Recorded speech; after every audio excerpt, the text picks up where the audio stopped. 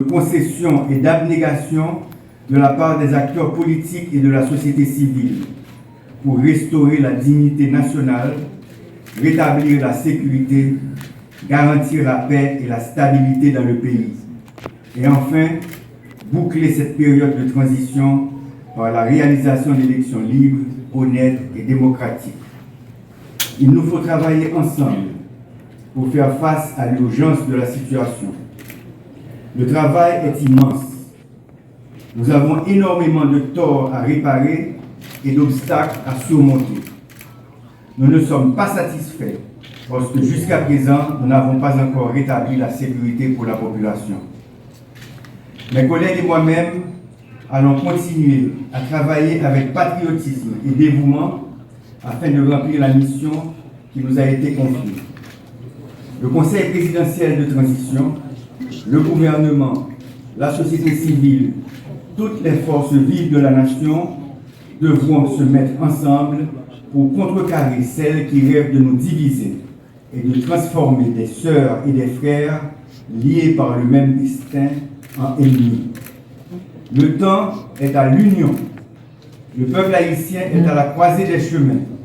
Il est temps de prouver à la face du monde que cette grande nation est capable de créer les conditions indispensables au renouveau tant espéré. Nous devons gouverner autrement. J'ai le cœur serré de constater les difficultés auxquelles font face mes compatriotes, vivant dans l'insalubrité, incapables de manger à leur faim, d'envoyer leurs enfants à l'école, d'assumer leurs dépenses médicales.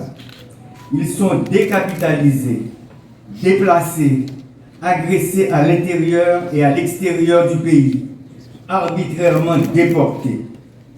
Le peuple haïtien en a assez de la violence, du mensonge, de la corruption et des manœuvres déloyales qui hypothèquent son avenir et celui des générations à venir.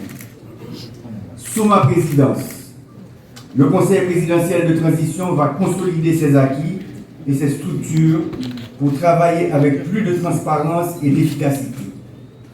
Le peuple haïtien a besoin d'espoir et surtout de sécurité pour vaquer librement à ses activités. Il nous faut éviter la confusion, la méfiance, les malentendus, les querelles de chapelle. Nous devons oublier nos intérêts personnels afin de prioriser l'intérêt national. Le rétablissement urgent de la sécurité, la réhabilitation de nos institutions républicaines, l'élection de nouveaux dirigeants et représentants de la population, selon les 5 chantiers de la transition, sont des défis urgents à relever ensemble. Le Conseil présidentiel de transition va s'assurer que la responsabilité de chacun est comprise et assumée. Peuple haïtien, j'ai une force politique qui met ensemble dans l'accord 3 avril 2024 là. Je dis à moi prendre responsabilité de diriger le Conseil présidentiel de transition pour arriver jusqu'à 7 mars 2025.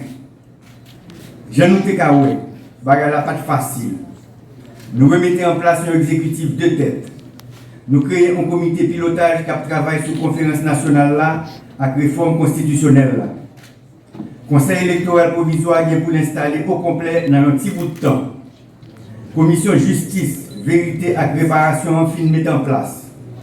Nous gagnons un nouveau chef de la police avec un nouveau état-major l'armée. Base force multinationale fini et puis commencer à recevoir troupes internationales. Budget l'État exercice 2024-2025 validé. Nous commençons à mettre en place programme rentrée scolaire avec assistance pour parents et élèves. Nous recrutons policiers et militaires par nous. Nous faisons célébrer reprise de travaux judiciaires. Nous allons continuer à progresser. Travail qui était en pile. Nous allons avancer dans la tête collée avec tous les collègues dans harmonie avec le Premier ministre là, avec tous les membres du gouvernement, avec toute force dans le pays pour nous arriver à de bons résultats peuvent attendre depuis longtemps. Ça fait 50 ans depuis m'engager dans le combat politique pays. Toujours voulu pour Haïti venir un pays côté tout petit qui capable de vivre dans le monde. Sans pas besoin de prendre humiliation de l'autre côté. L'idée n'a pas changé. Le principe n'a pas changé. Objectif n'est pas changé. Il faut qu'il y ait un gros changement dans le pays. Mais ça n'a pas qu'à faire avec violence ni dans le gourmet. C'est dans le dialogue, dans la conférence, dans parler ensemble, dans chita tendre, chita parler. Il faut que la sécurité arrête priorité numéro 1 gouvernement. Je remercie tout policier, tout militaire, tout juge, tout commissaire gouvernement qui prend responsabilité dans l'État pour continuer de faire travail avec conscience, avec patriotisme, avec honnêteté pour la sécurité blaye dans le pays. Je demande à tous les journalistes, leaders religieux,